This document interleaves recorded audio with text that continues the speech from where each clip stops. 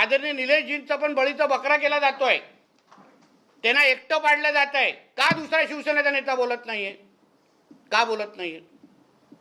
उदयजी येऊन का रवी चव्हाण साहेबांवर टीका करत नाहीयेत? त्यांना का पुढे अजून निलेशजींच्या समर्थनात एक पण शिवसेनेचे नेता का उतरत नाहीये?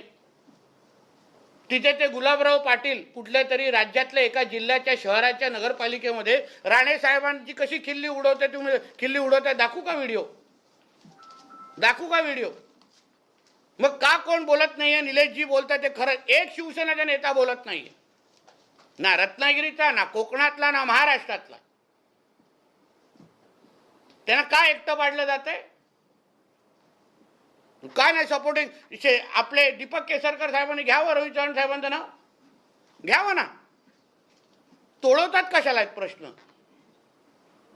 म्हणून या बाबतीमध्ये 2 तारखेनंतर जसं निलेशजी बोलले आहेत, आम्ही लोक आपण बसू, फडणवीस साहेबांबरोबर बसू, चव्हाण साहेबांबरोबर बसू, महायुती म्हणून ह्याच्यातून काय मार्ग निघतो आपण पाहू ना. सावंतवाडीसाठी काय तुमचा विकासाचा प्लॅन आहे हा विचारत नाही. इथे केस झाल्या, तिथे केस, एवढंच इंटरेस्ट.